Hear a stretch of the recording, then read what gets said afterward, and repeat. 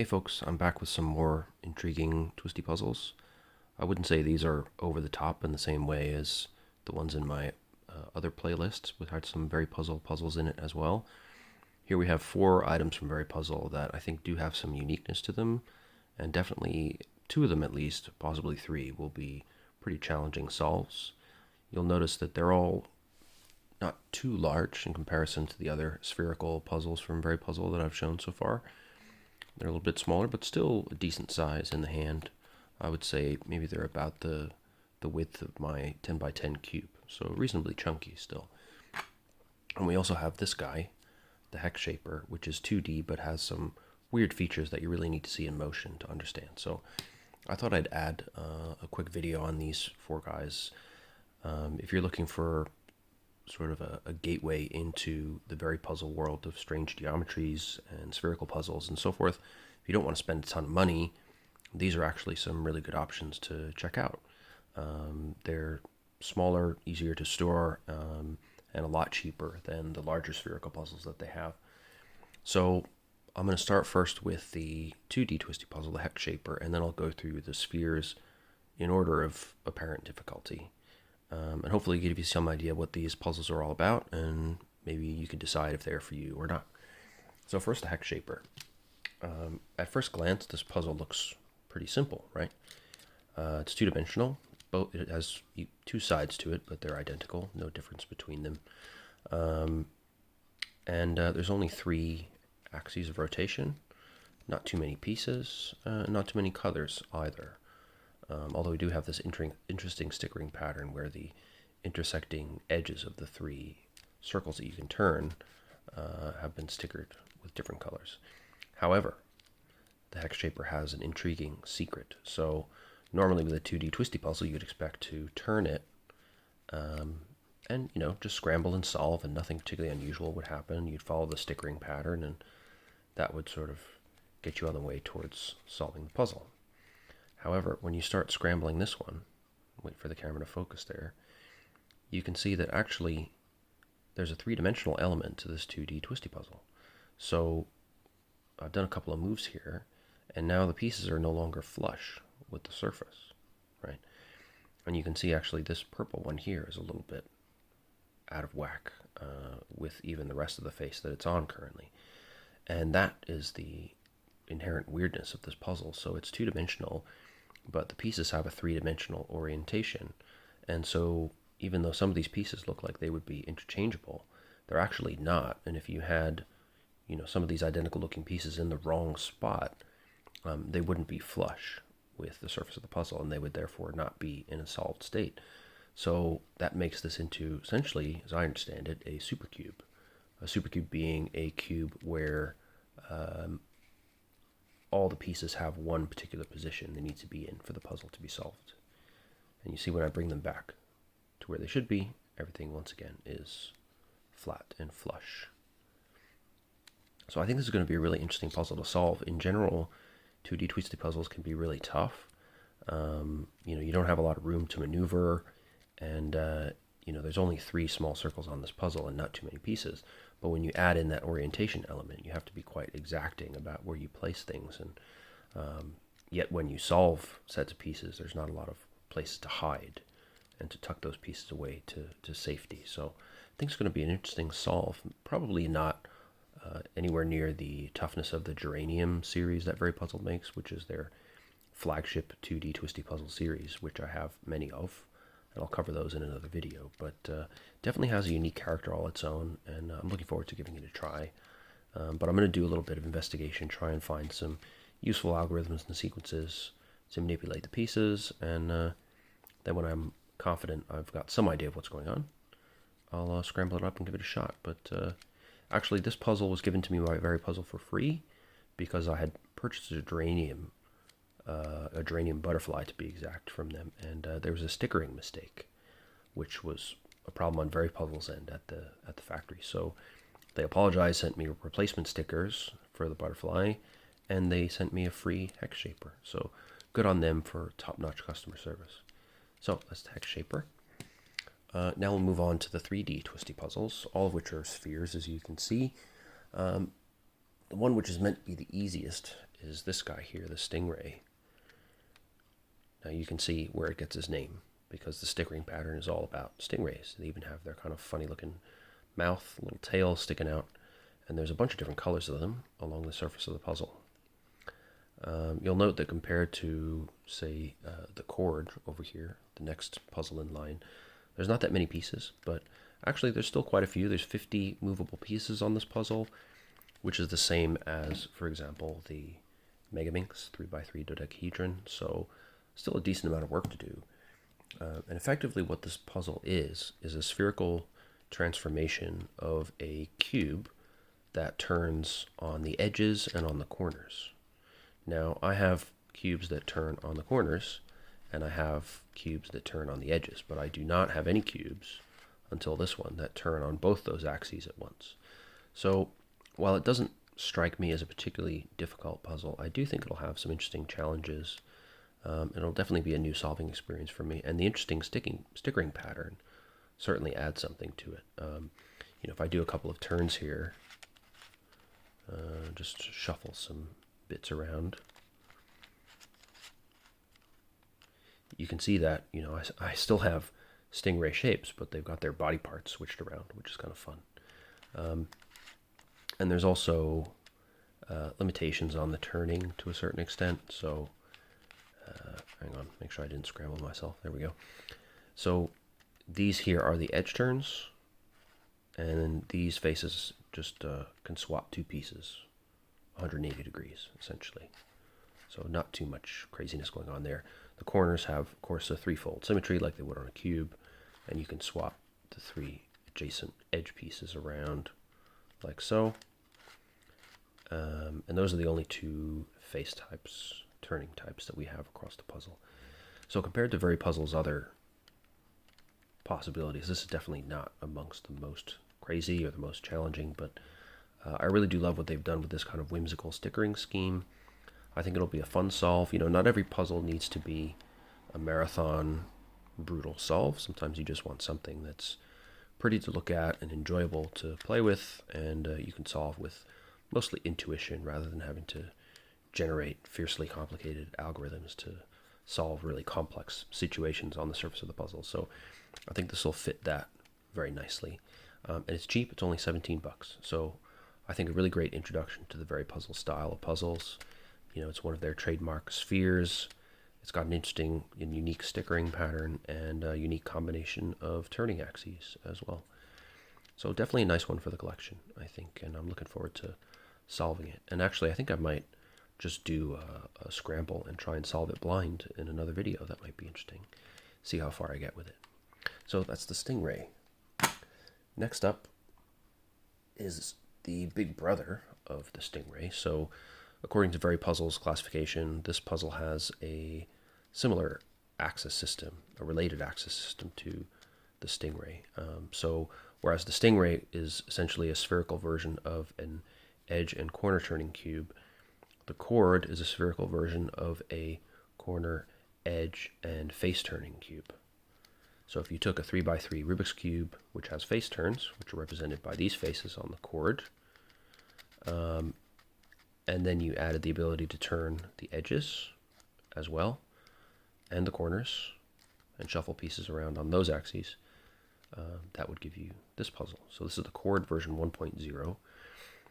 Again, in VeryPuzzle style, it has an interesting stickering pattern, lots of different colors in somewhat unusual places. And this is a big jump up in complexity from the Stingray. So even though we've just added one new type of turn, the face turns, we have a whole lot more pieces now. So whereas we had 50 scramblable pieces on the Stingray, now we have 146 on the cord version 1. So a lot more work to do.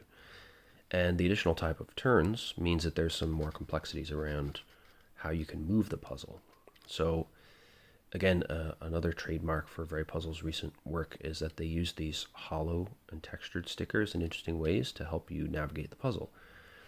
So on the cord, they have hollow stickers that basically indicate when you've made a legal turn. So on these edge turns here, the hollow stickers tell me that, for example, if I turn it 90 degrees, then I no longer have hollow stickers matching up with these hollow stickers. So I know that that's not a legal turn. I shouldn't make a subsequent move when I've done this turn. But if I go all the way around like that, then I can make turns without a problem. And the same is the case on the faces here. So these are the face turns. If I just turn it a bit, that looks like it might be a stop where I could then turn. But if you look here, you can tell right away, first of all, that doesn't look right. This side of this edge face is much bigger than the one I've just turned into it. And if you do try to turn it, things will go a bit weird on you. But if you turn 2 steps, so that again you have these hollow stickers matching up, then you can freely move that subsequent face without any problems or bandaging or pieces popping out or anything like that. So VeryPuzzle has used the hollow stickers to help you determine, just visually without having to think about it, when you can make a turn of an adjacent face after making a move. So really useful and helpful, actually. On the corners here, it seems like we have a 3-fold symmetry, and we don't have hollow stickers to guide us, so I'm presuming that looks like we have 3 main stops here. So I think if we, that clearly doesn't look right here, but if we carry on and slot in this edge piece here, that matches up nicely with the edge face, and looks like I can freely make subsequent turns there. Yeah. So I think it's going to be quite interesting solving this puzzle. Even scrambling it will be interesting, given you have several different face types. You have legal and illegal moves to consider. Having these kind of restricted movesets on Twisty puzzles really can be challenging because you have to change the way you think about moving pieces around the puzzle. You don't have the same freedom as you do on, say, a Rubik's Cube of different sizes to move pieces around and chuck them around with abandon and finding sequences that work. You have to think through what faces are available to turn, whether putting a piece on a given face will let you actually move it into the right position or whether you need to take a different path. So it makes things interesting.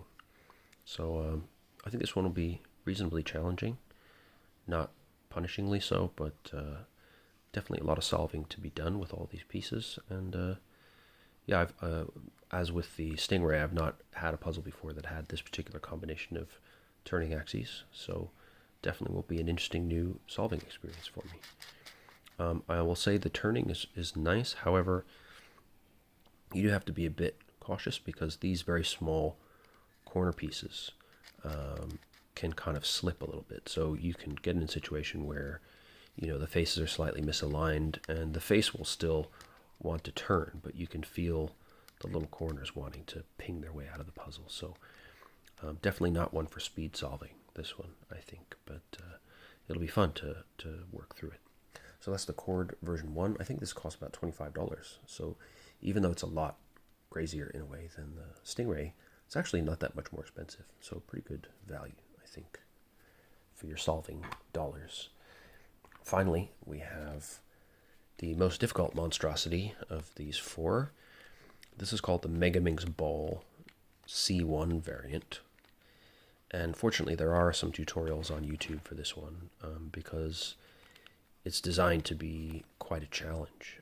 So, as the name implies, this is a spherical transformation of the Megaminx. Now, I'll just put this down for a second so I can show you.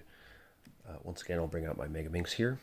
Megaminx, of course, is a face-turning 3x3 dodecahedral puzzle with 12 colors and 12 identical faces that are all pentagonal in shape, right? And yeah, so it functions quite similarly to a 3x3 in some ways, although the solving has a lot more additions to it that you need to think about. So turning it into a ball is one thing, right? Other people have done that. Other puzzle manufacturers have done that.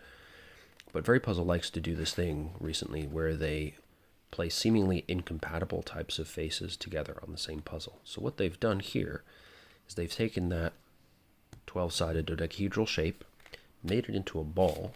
Then they've taken the top and bottom faces, which would be pentagons like all the other ones, and they've turned them into regular hexagons. So that completely messes around with your ability to move the puzzle. And because the top and bottom faces have been transformed in this way, now all the remaining pentagon faces, which you can see here, they're a little bit hard to see at first, but soon you can recognize that face. Every time I want to move these, I have to deal with this oddly shaped hexagonal face. I will always end up having to take a chunk out of those. And those chunks, as you can see, if I make it a little bit more clear here, they're not shaped the same as the other pieces on the pentagonal faces, obviously, because they have a different geometry. So these will then block off certain other turns. So whatever I'm trying to do with my seemingly normal pentagonal Megaminx faces gets sort of blocked up and gummed up by these pieces from the hexagonal faces, and it has to happen with almost anything I do, because the pentagonal faces go down the center of the puzzle, and every single one is bordering one of the two hexagonal faces. So the consequence is the puzzle becomes really challenging because, it becomes like a maze. Every move you make, you're bringing pieces that gum up the works into the mix, and you have to work around them. So I think I know it's going to be very challenging because I've seen videos on it, and I've heard people struggling with it. I think, if I remember from the Pete the Geek's video on this puzzle, it's challenging to even figure out how to scramble it, let alone actually solve it. So it's a good example as well, this puzzle, that, this is a fairly unassuming Twisty puzzle. I think it cost $21, so it's not some super expensive, limited thing. It looks pretty tame compared to even something like the Chord, which has these vibrant, textured stickers and loads of small pieces and stuff. It looks pretty pedestrian. And it's only when you really examine the geometry and work out how the puzzle functions that you realize, oh my, this is going to be hard, And that's something typical with Twisty puzzles. Sometimes the puzzles that look incredibly crazy, like something like the Tutminx, say, with 32 faces and different face types and stuff, and actually they turn out to be a fairly relaxing and interesting solve, and they don't slap you upside the head with brutal difficulty. And then something like this, smaller, more unassuming, more conventional looking, turns out to be the real beast of the bunch. So definitely this one will be tackled later on in the rotation after I've done a few of the other spherical puzzles. First, definitely looking forward to it because there aren't any other puzzles that alter the Megaminx in this way that I'm aware of, so certainly we'll have a unique character. It's also a really nicely made puzzle, as with everything I have from VeryPuzzle so far. The turning is just really top-notch. All the faces move smoothly. There's even kind of a little bit of corner cutting. That face was not quite aligned. I can show it better here. A little bit off on my turn here, but I can still just about force the next move. So there's a little bit of give and take with the puzzle. It doesn't require perfect alignment, even though it's hard to achieve that kind of flexibility with a spherical puzzle. And just to make it even that more difficult, you'll notice that the stickering scheme on this is really weird. You have these kind of bulbous carrot shapes, which are overlapping each other on top of the pentagonal face centers. It's unlike the Megaminx, where each separate face just has a single color.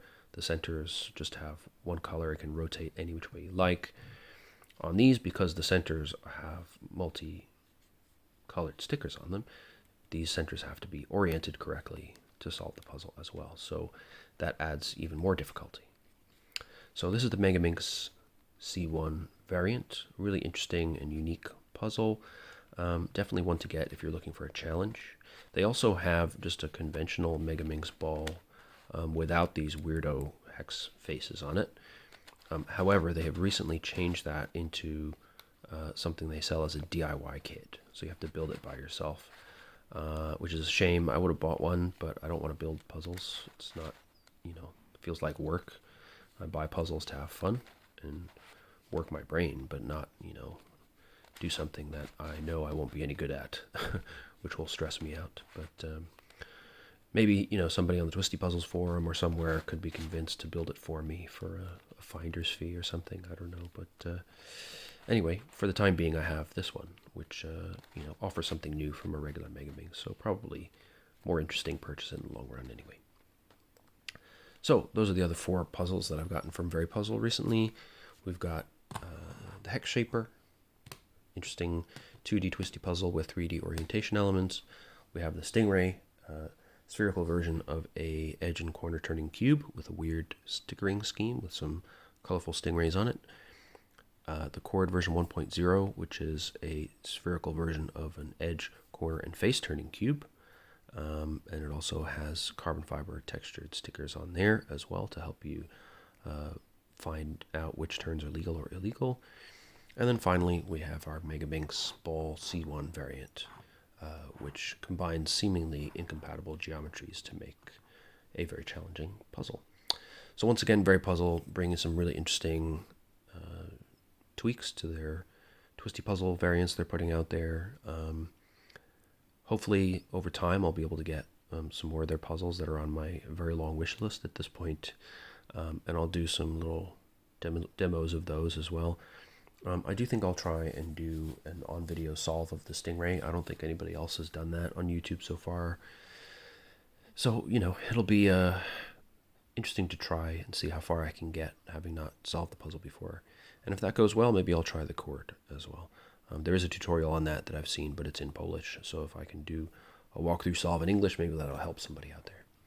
So anyway, hope you enjoyed this and found it informative. I'll put links in the description on where you can buy these puzzles directly from VeryPuzzle's website. And take care, and I'll see you in the next video.